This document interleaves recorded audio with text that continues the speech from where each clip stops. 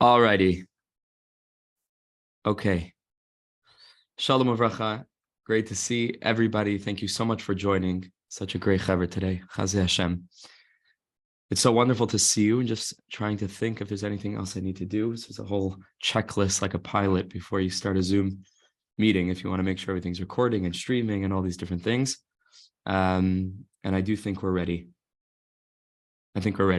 Okay, so I'm going to share my screen so we can all see the sources. Beautiful.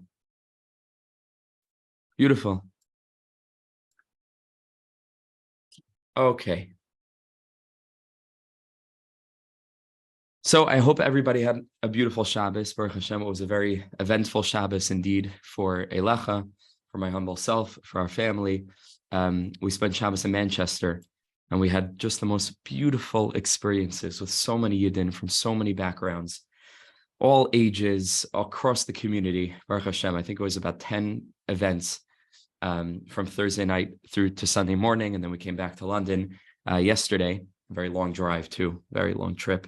But it was just so wonderful to see the openness and the thirst, and it's almost as if everything that I was talking about in Eretz Yisrael in virtual circles, to be able to see it in person, it's a whole different experience to go into a community to offer this. And the way that people respond without even necessarily knowing what it is that they're getting themselves into. They show up on a Thursday night, they come to a Malava Malka, they don't know who I am, they don't know my style of teaching, but people are so desperately thirsty today. It's the most wonderful thing. It's so encouraging to see the openness, the way that I'm welcome, and the way that people are so enthusiastic about the messages. I was telling my wife the other day, also yesterday, we were speaking about it, like so many of the ostensible obstacles to this type of messaging or to talking about certain tzaddikim or all of this stuff, it's so overrated. It's almost as if the obstacles create themselves by dint of the fact that people talk about there being obstacles.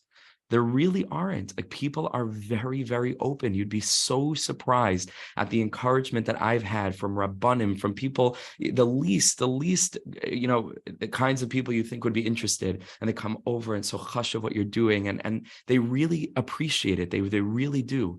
And Baruch Hashem, is just a matter of like, just start doing it. You'll see the way that it's so much easier than people make it sound. It really is, because people are honest and people are ready, and the world is changing.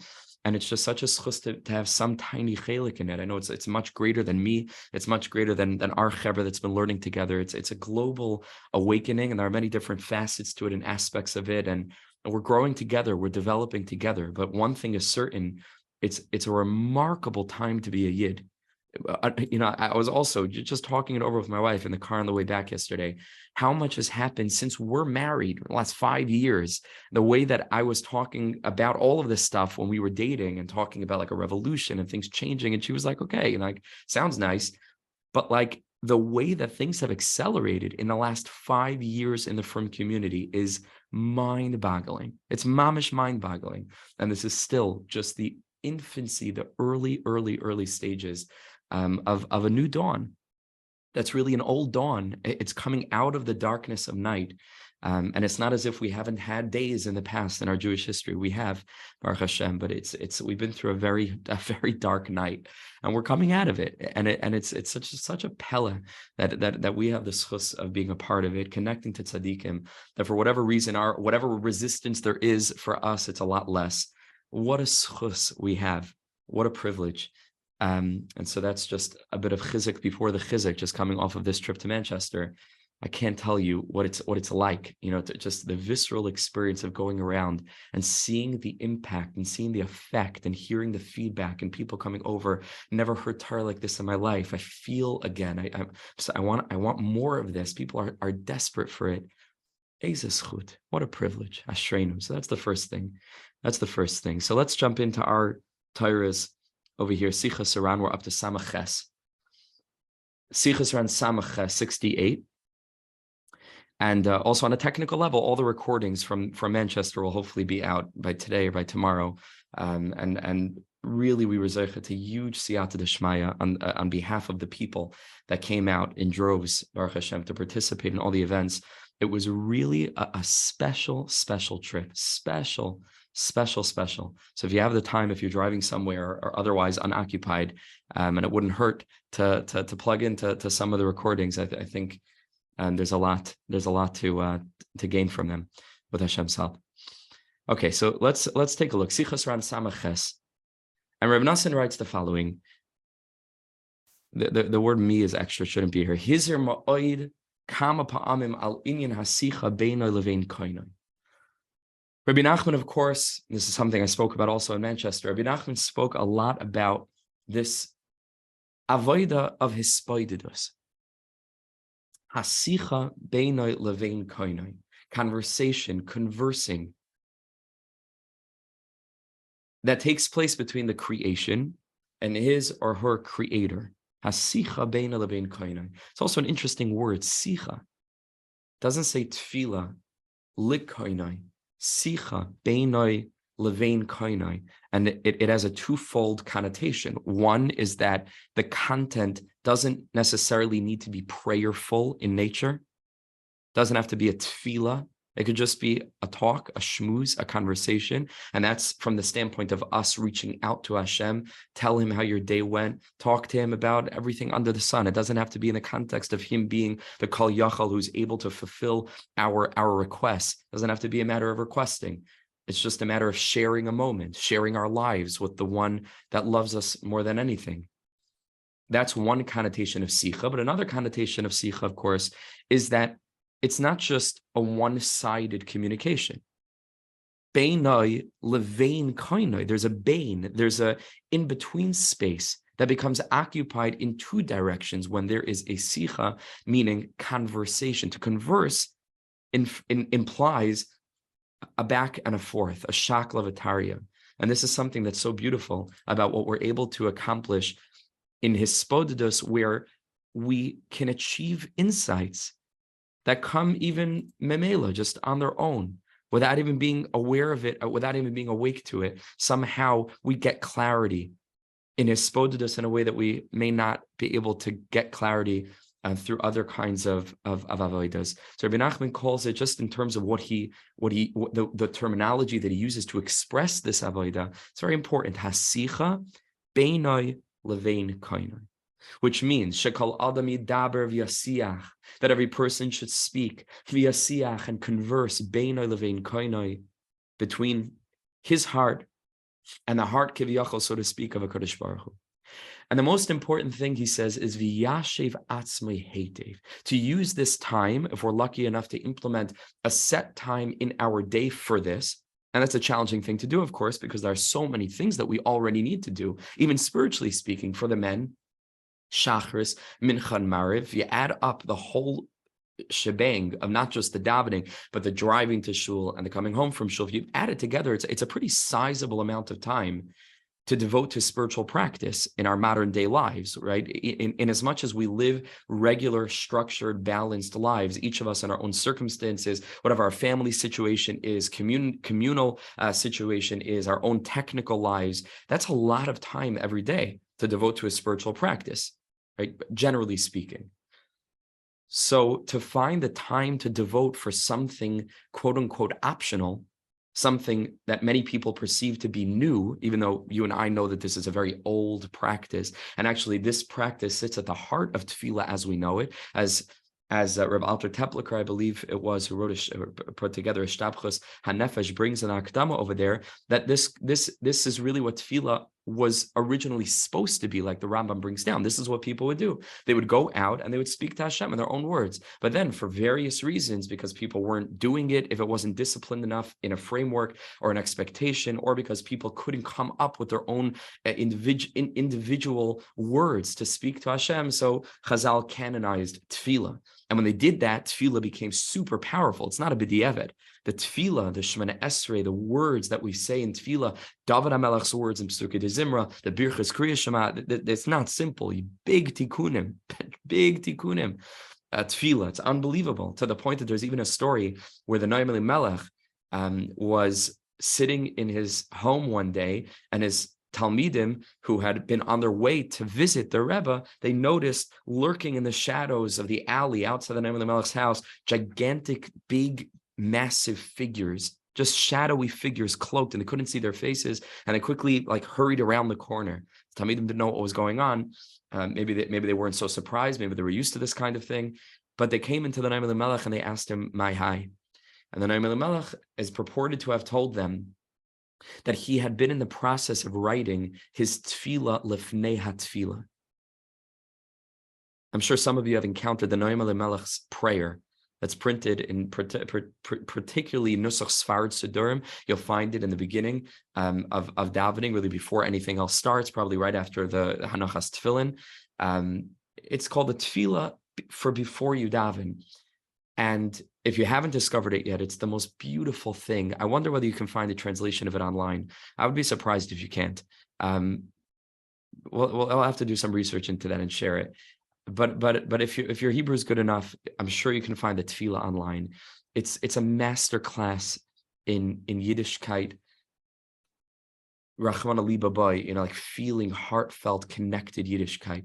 Every line, the biggest yesodis and foundations from all the tzaddikim, from the Baal Shem HaKadosh, is all in that tefillah. It's mamash a masterpiece of a prayer. So the Noam Elimelech said that he was writing this tefillah as a tefillah just to say, not a tefillah for before the tefillah. And I think that the Noam Elimelech had a thought that this tefillah really could replace all other tefillahs. This is all that we need. It's just this one tefillah. It's a pretty lengthy tefillah. It goes on for 2 pages or so, 2.5 pages. And the Noam Elimelech wanted to just institute this as the tefillah to say. And the Noam Elimelech told his Hasidim that those figures that they had seen were the Anshe Knesses HaGdoila, who came to the Noam Elimelech telling him to title his tefillah Lefnei HaTefillah, not to mess with Shemana Esrei, not to replace anything, because obviously Shemana Esrei is very important and has a lot of incredible soidis and tikkunim that are there. And so that's important to know. But before that, what was happening when Yidden wanted to daven was Hisbodedus. That's all there was, not something new. It's something very old. So it's hard to find the time to implement an optional and what seems to be a new fangled innovation in Avodas Hashem. So you start slow, and you start small, and you start 5 minutes, and you start 10 minutes at a time, you start 15 minutes at a time. Slowly but surely you lock it in at a time where you're anyways unoccupied. If you're sitting in your car anyway, scrolling down your social media feed, whatever it is, before you have to go to work. So try for that time. You devote this time, 5 minutes, to speaking to Hashem in your own words. But what's the content of it, says the Rebbe? V'yashev atzmai heitev. The content is to settle oneself very well, to settle oneself. What a novel idea, huh? To settle oneself. Just to settle. V'yashev atzmai. How little time we give ourselves today to settle ourselves. And it's not our fault. We're not bad people. We're just very busy people. We're so busy because there's so much to do that we don't realize that beyond all of the doing needs to be a soul of non-doing, needs to be a soul of setting aside some time every day if we can, certainly once every 2-3 days, to be miyashev atzmai heitev mahu oise ba'olam hazeh. What is it that we're attempting to accomplish in this world? What's it all about? Mahu oise ba'olam hazeh. Now, the mahu oise ba'olam hazeh, in the sense of what it is that we need to accomplish, that all of us have down pat. We know what we're doing. We know what we did yesterday. We know what we need to do. We know it's on the list of things to do. We know what needs to be done tomorrow. Some of us are even planning, longer than that, and we're even anxious about things that are coming up next week, next month, next year. Mahu oise ba'olam hazeh. In a certain sense, we don't need to be miyashav ourselves. We know what we're doing. But Rebbe Nachman, of course, is not just talking about the mahu oise in terms of a technical checklist of things that you need to do on your to-do list for today, Monday, whatever the date is.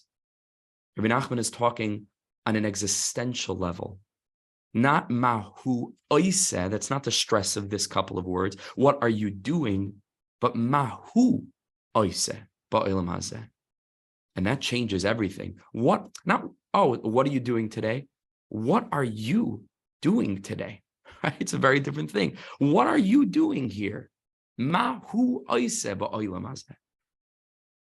Do you hear the two ways of reading this? Mahu oiseh ba'olam hazeh could be, what are you, so what do you do? Right? Mahu oiseh ba'olam hazeh, what do you do?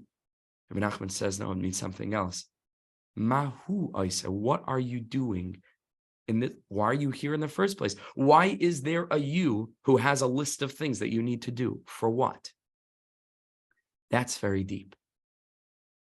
And on a very logical, non-transcendent level, on a very practical, pragmatic level, it's completely logical and completely understandable for the thinking Jew and the thinking human and the thinking individual to understand how spending time focusing on this interpretation of Mahu Oiseh ba'olam hazeh can positively affect the quality of the second way of reading these words, of Mahu Oiseh ba'olam hazeh, can invest all of what we are doing with a spirit of clarity, with a spirit of focus, with a spirit of direction, with a spirit of passion, how it can invest all of what we're doing anyway with a sense of incredible, incredible meaning.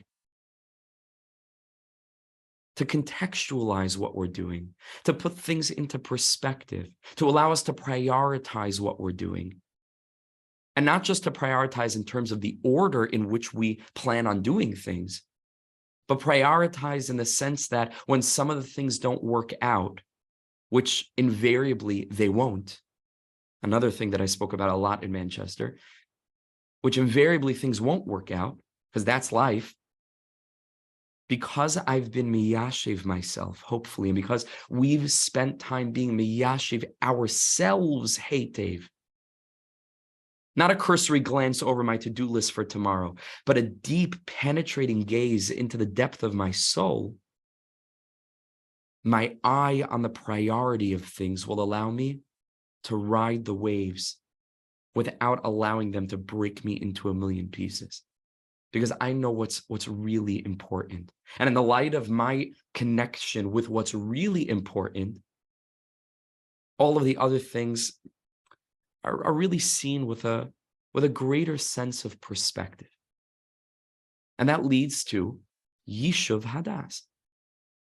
Yishuv Hadas, a sense of calm, a sense of measuredness, a sense of okayness, a sense of rootedness, an inner stillness that abides deep beyond the surface of all the crashing waves, wherein I am connected in the deepest part of me to the unmovable, unshakable, unchangeable, eternal essence of what we refer to as Hashem, the Ein Sof, the Infinite One. That's a very powerful thing. But the world is so incredibly seductive. The illusion of this worldliness is so seductive that the intellectual knowledge of this is not good enough. It's not good enough. And all of us know that very well, because most of us were brought up with all these concepts and we learned them and we spent time in yeshiva and we learned all the texts and all the different gemaras about this. And it suffuses everything that we've learned in halacha, in hashkafa. But we know that it's not enough because look at the state of some of our lives, because we haven't managed to really live this way. And Rebbe Nachman says, and this is one of the most beautiful things about Rebbe Nachman's path, is the practicality of it. It doesn't just remain in theory. The Rebbe says, listen, I'll give you practical eitzes. I'll give you practical, implementable pieces of advice to do, not just to think about, but to actually apply, to implement. And the Rebbe says, watch how things begin to change. This is called experiential emunah. To spend time every day, 5-10 minutes. And Hisbodedus, we don't have time now to get into the whole huge sugya of Hisbodedus. It's a sugya It's a huge, multifaceted world. What it is, where to do it, when to do it, different ways to do it, what to say, what not to say, what to say when words don't come, how to say. It's a whole science, Hisbodedus. But at the very, very core of it, it's to spend time every day thinking about every day. That's at the core of it. To spend time every day, thinking about every day. Okay, I'll just say that again because I think it's an important construct.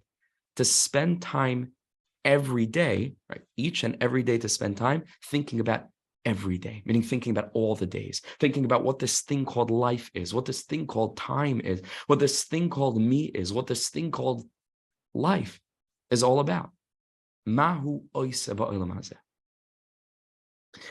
We continue. V'yirachem al atzmai, says the Rebbe. You know how he introduces, it's such a beautiful terminology. And Rav Kook also uses a similar terminology, which we've learned in shiur.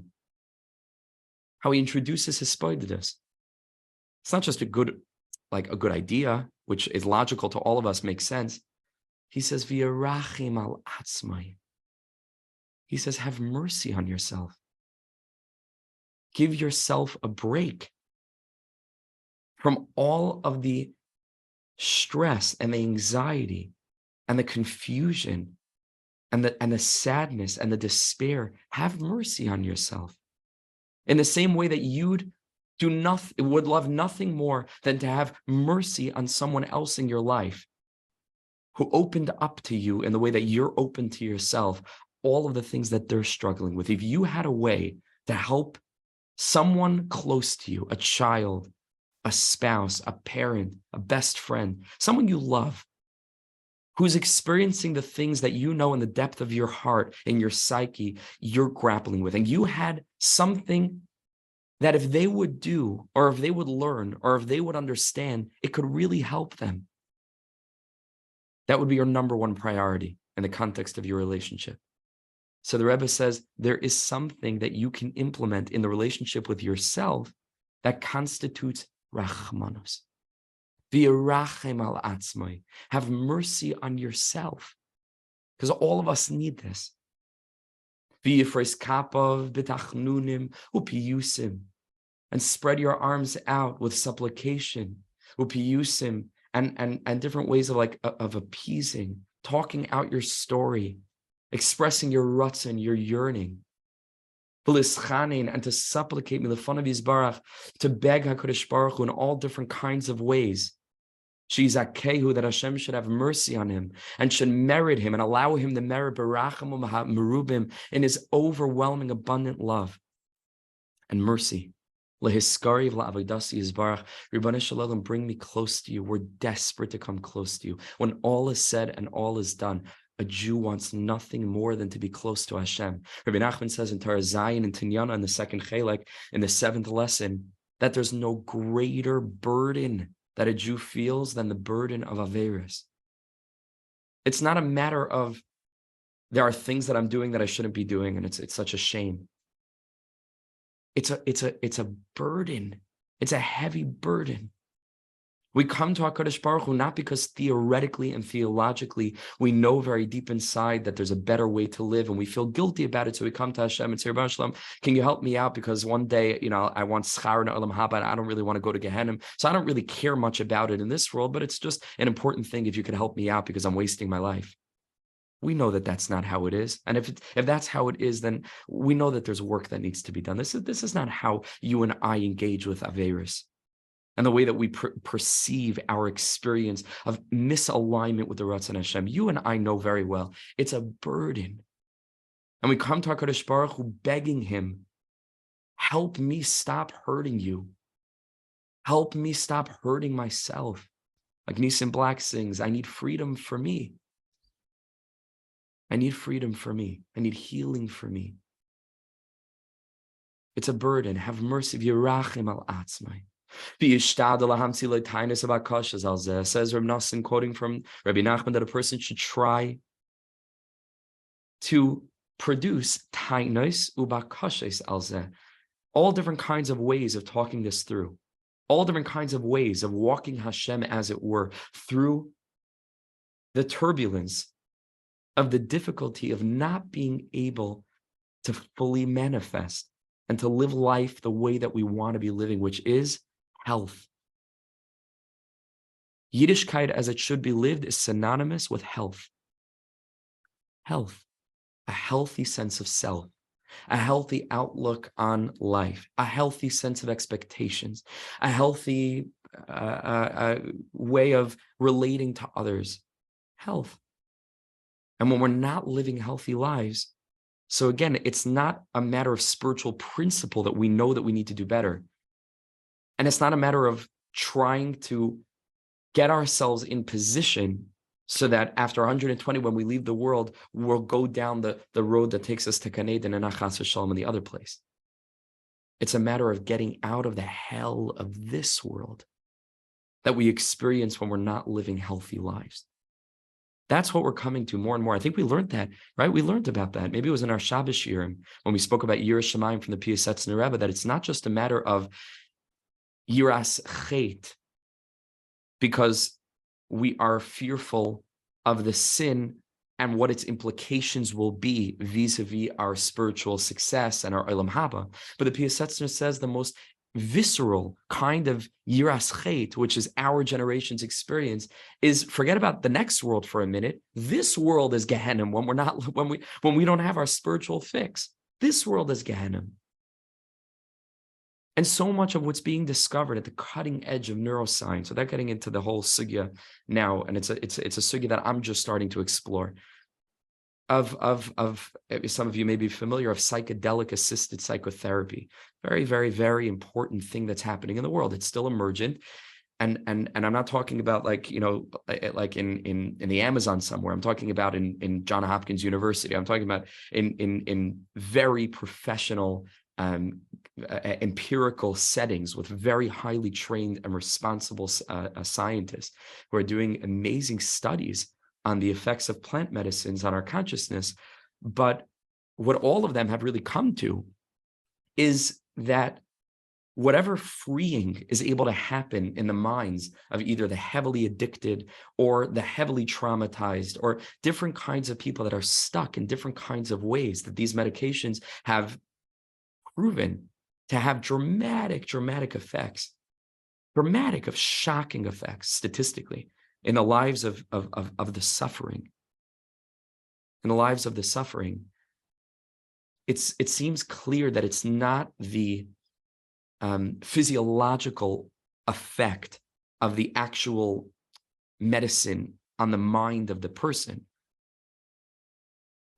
but it's the experience of freeing yourself from the unhealth of the ego, from the unhealth of self-obsession, from the unhealth of an alignment and identification with this body, this circumstance, this past, this future that's crippled because of experiences of the past, with our lived experience of this worldly reality that's out of touch with a deeper experience of what's out there, the spiritual realm. That's what's healing.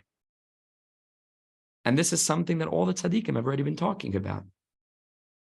For quote unquote already healthy people, as it were, meaning people that don't need the crisis intervention of a psychedelic, psychotherapy, which carries with it risks, and that's why it's not so simple. And this is not the time, and I'm not the person. I don't know enough about it to really get into it. But it's not so. Obviously, it needs to be dealt with very carefully. Obviously, it's something new and it's something delicate. But Hisbodedus never led to a psychotic break, like to my limited knowledge, right? This is a pretty safe thing to do. You spend 5-10 minutes, you speak to your creator, and you free yourself from the Gehenna of an obsession with this worldliness that leads to so much chaos, that leads to so much pain, that leads to so much anguish. The misalignment with the divine that leads to so much Gehenna, not in the next world, but in this world. V'yirachem al atzma, he says, have mercy on yourself. Build a conscious relationship with Hashem, which avails you the deep understanding of the things that really matter in life.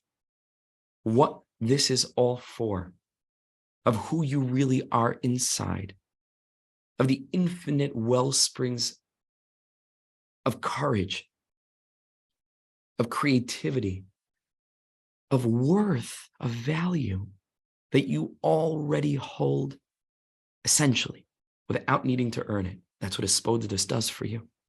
Because in the context of Hisbodedus, you see yourself reflected in the mirror of HaKadosh Baruch Hu's infinite love. And you realize, I matter.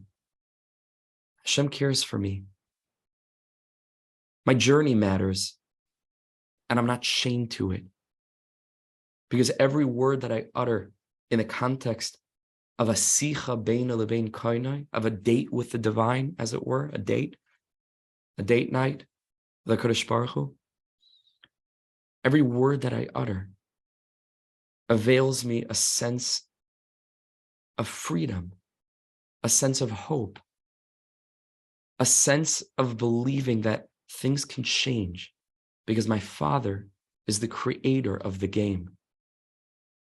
And the rules are within his hands to shift and to shape.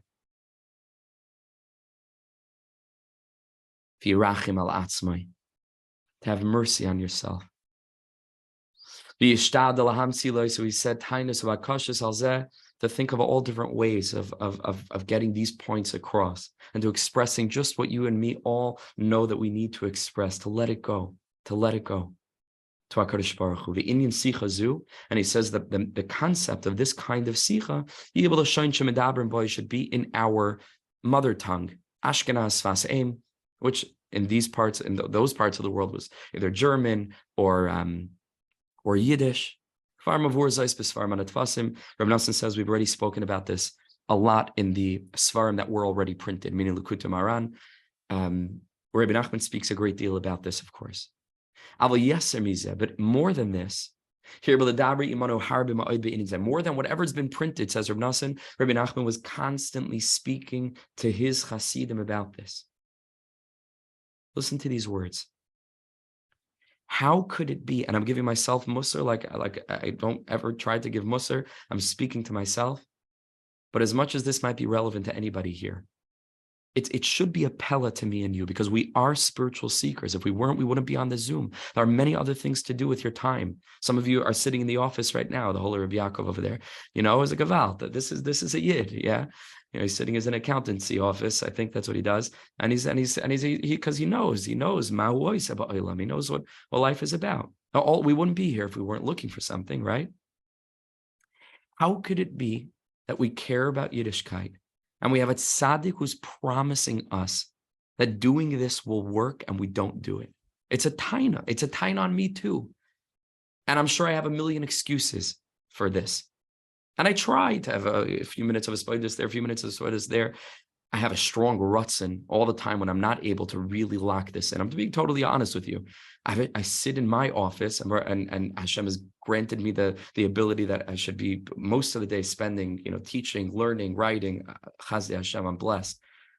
But I'll just pull, I have a fancy chair with wheels and not a very big office. There's not much room for me to slide back because it's like Dalit, it's like 4x4, the Dalit Amos of Allah over there, or Kabbalah, I don't know, Ashkafa. Anyway, so I pull my chair back and I just stop. I'm like, Rebbe Shalom, all I want to do right now is to be in a forest and talking to you. That's all I want. So all of us are busy. We have responsibilities and we have excuses.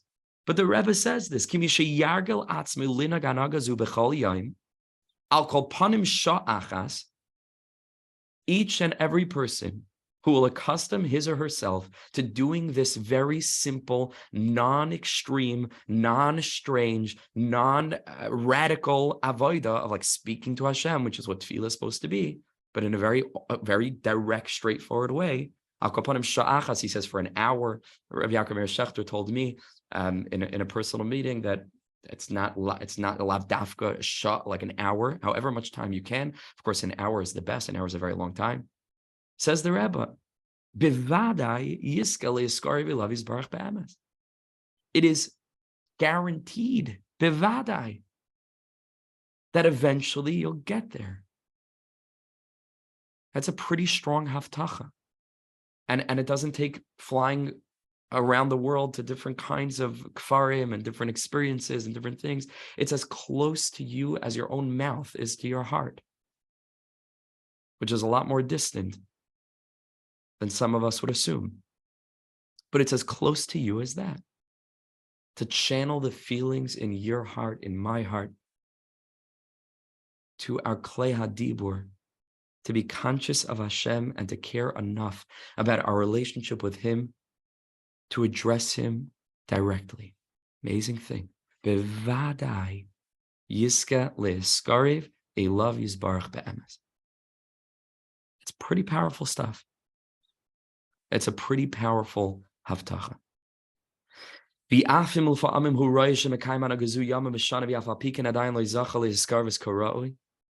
even though says Rebbe Nachman, Rebbe Nassan quoting his Rebbe Nachman, that sometimes it appears that we're doing this.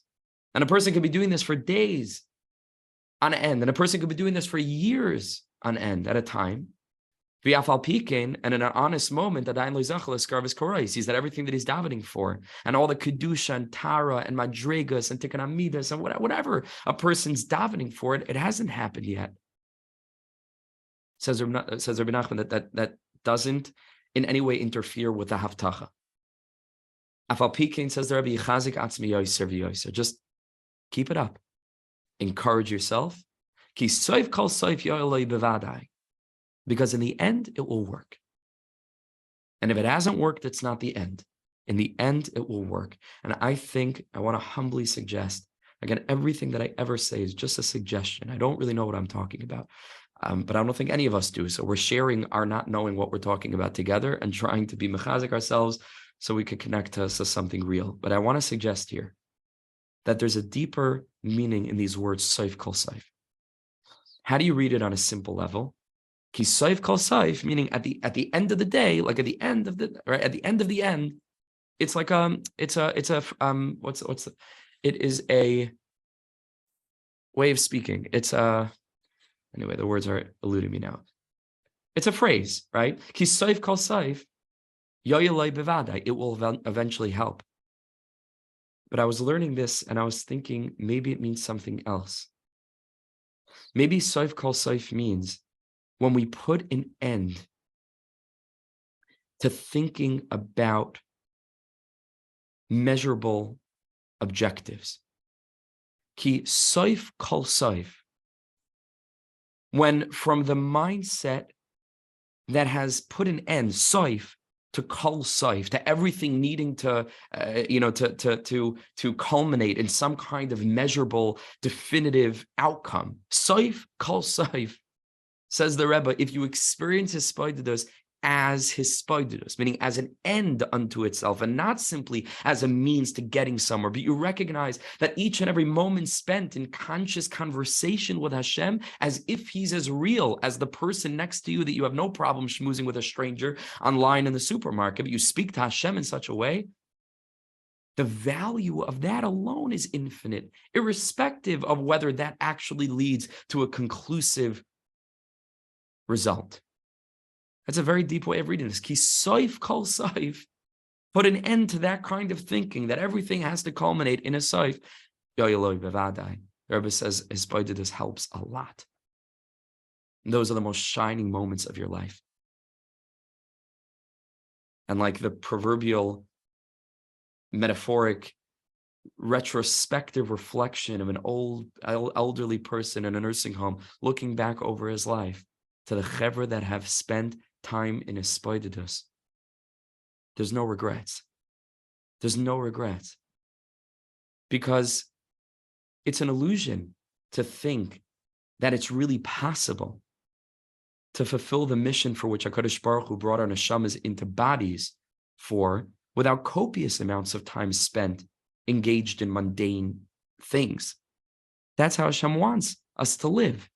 And so I don't think it's fair for a person to look back and say, oh, if only I wouldn't have been taking my kid to dentist appointments all the time because they were suffering from, teeth that needed work. My life could have been so whatever. That's a sheker to think that. That's exactly what you were supposed to be doing, is to take your kid to a dentist appointment. But it's all of the time that we really could have channeled into intense spiritual experiences, overt spiritual experiences that don't leave me wondering afterwards, was that really a spiritual experience? Or was that my ego? Was that really me learning this daf Gemara mamish because like I was connecting to Hashem? Or was there a part of me that just liked it because of the intellectual stimulation, or all different kinds of things that can make us think like we're not sure?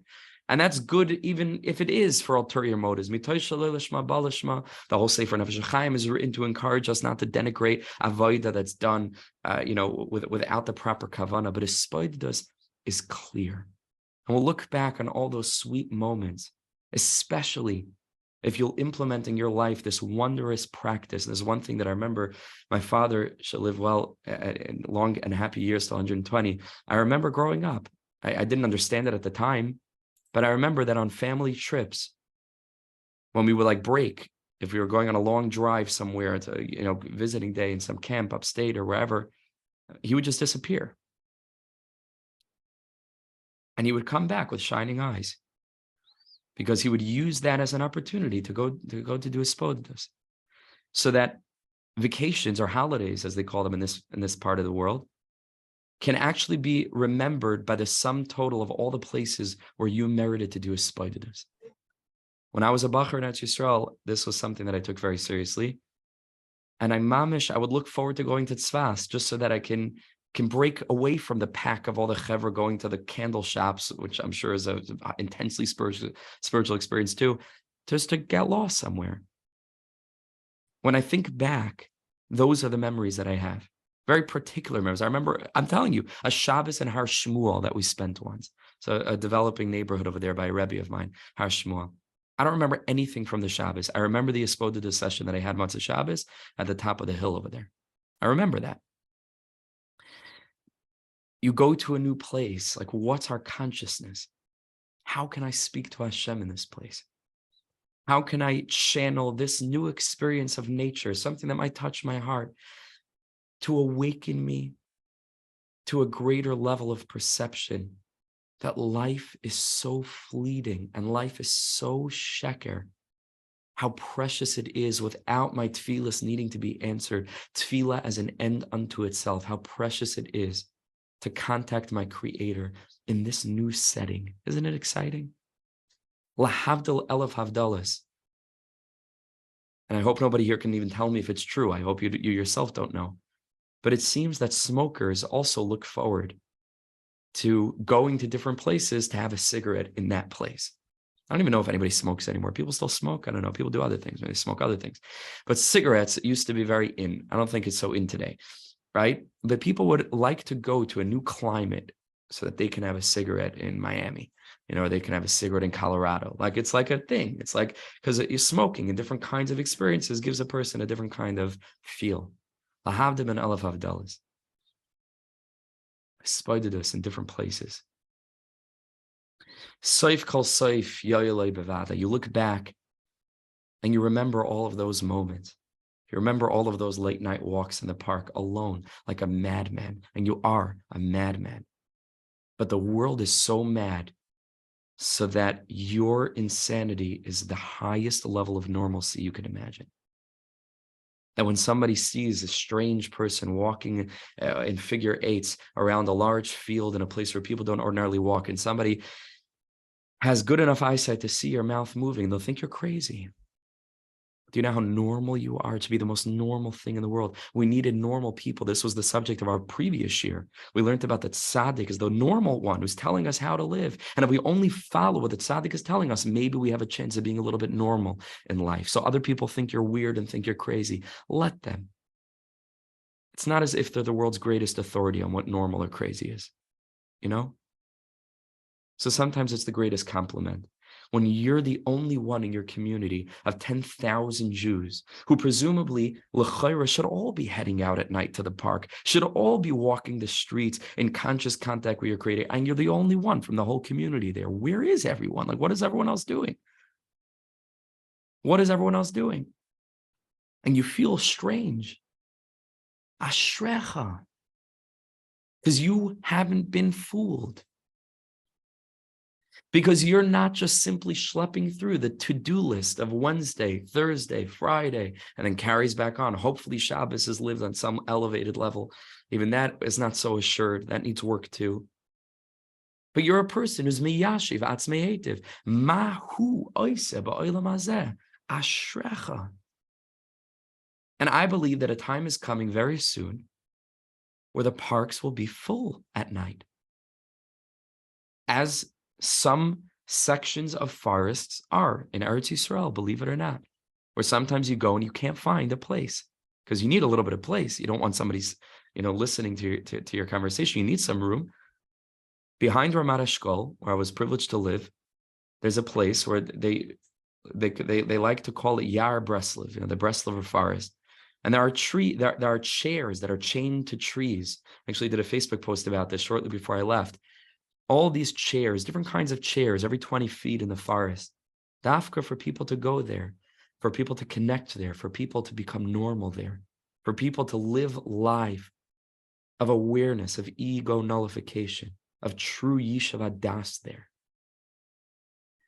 There's going to come a time where all of the parks and fields and nature reserves within driving distance of any from community are saturated with people.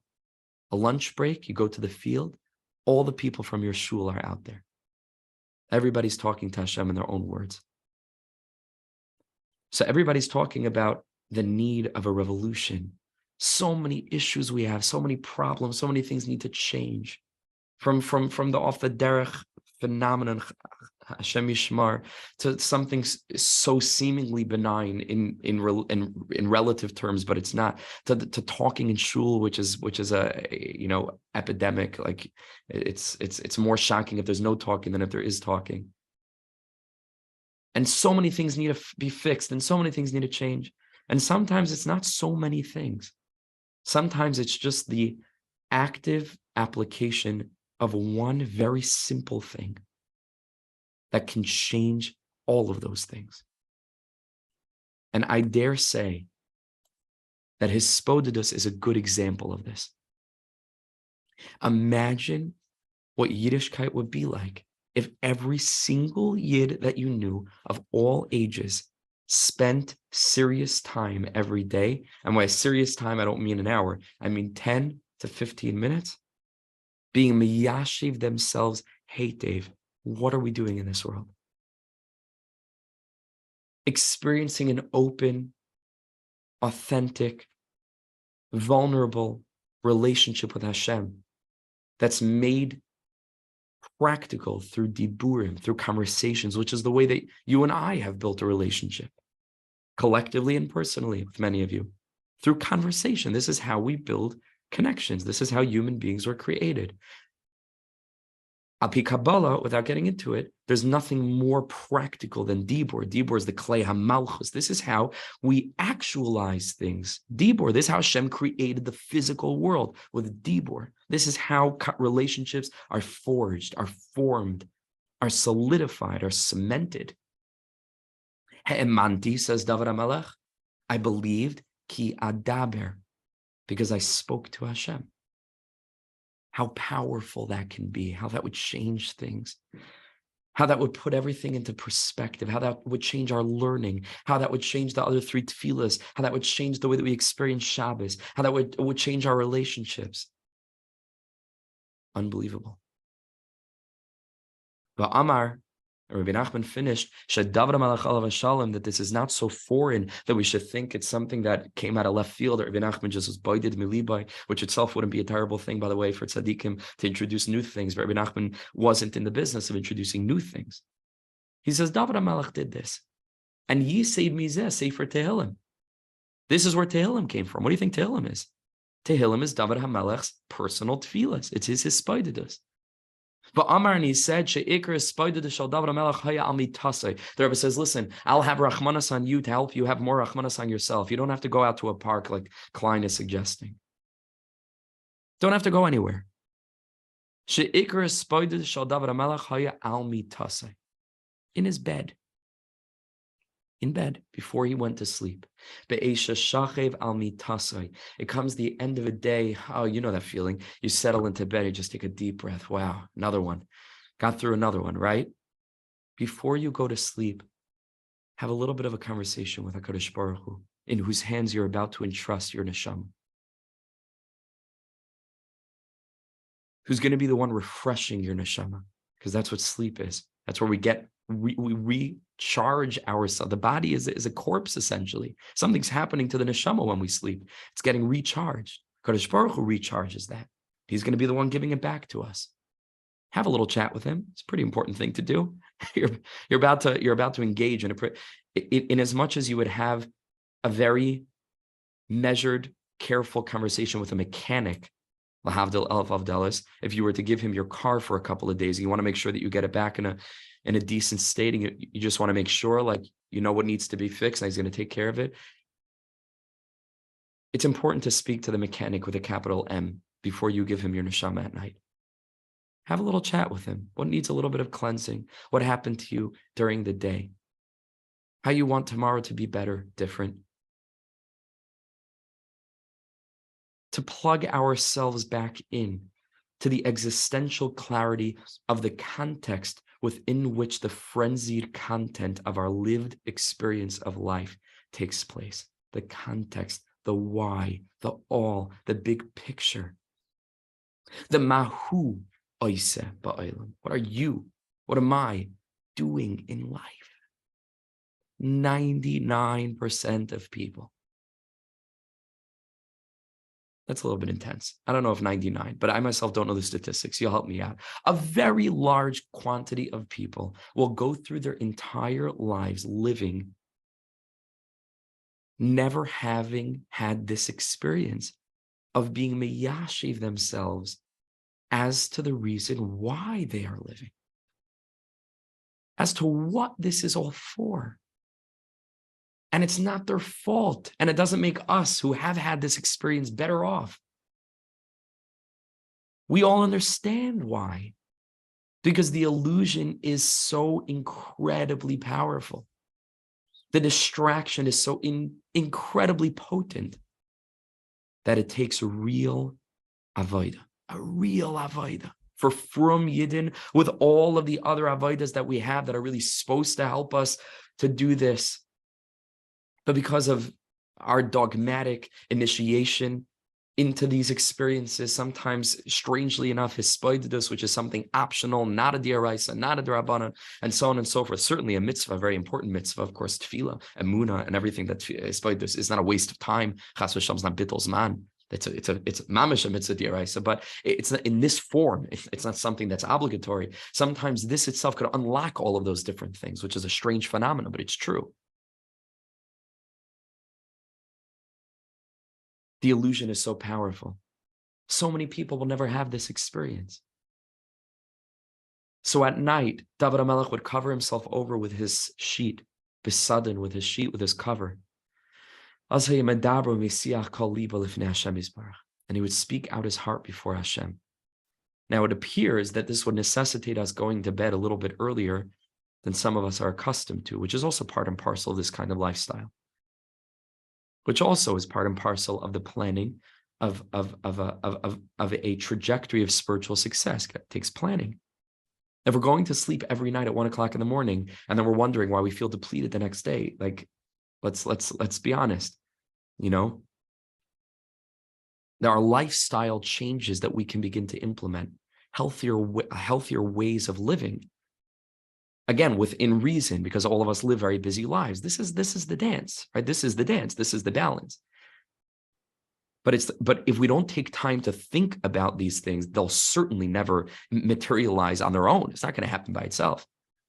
To plan for more sleep so that I can wake up more rested, or to plan for a better nighttime routine so that I have any hope of having the ability to get in a few words to Hashem before drifting off. And by the way, if, as often happens for those that are accustomed to doing this, you fall asleep while doing this, is there anything more beautiful in the world than that? Is there anything more beautiful waking up in the morning and the last thing you remember was pillow talk with the master of heaven and earth? Anything more beautiful than that? Gan Eden, Gan Eden. In the same way that we're trying to get out of the Gehenna of this world, it's not only that. Sur Meira, how do you get out of Gehenna? Says Rebbe Nachman, because you come into Gan Eden, so you're not in Gehenna. It's either one or the other. Rebbe Nachman says it's either Olam Hazeh or it's Gehenna. There is no Olam there is no Olam Hazeh, right? There's either Olam Haba or Gehenna. That's what Rebbe Nachman says in the Sichos HaRan. It's up to us to choose. Let's get past the blockages. Let's get past the blockages, the cynicism. Let's get past all of the voices inside that are telling us it's a waste of time. It's for Breslov Hasidim. It's dangerous. I don't know why this would be dangerous, but it's dangerous. And who knows? You're going to end up dancing on a van somewhere. Let's get past this. 5 minutes talking to Hashem in your own words. And the Rebbe brings this from Tehillim. Asche b'chalayla mitasi. David HaMelech says, I spoke to you about this every night in my bed.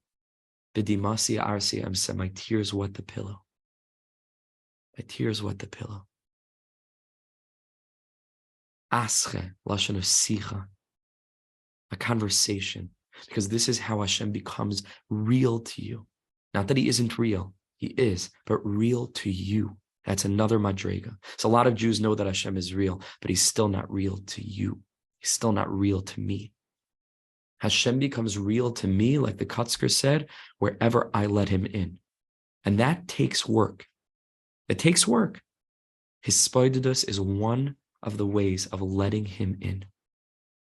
Ashrei misha yargil atzmai lekayim hanagazu ha'oila al hakol. Says Rabbi Nachman, fortunate is the one who accustoms him or herself to fulfilling this thing called Hisbodedus, ha'oila al hakol, that is more precious and important in our generation than anything else, says the Rebbe. Than anything else. Strong terminology. Take a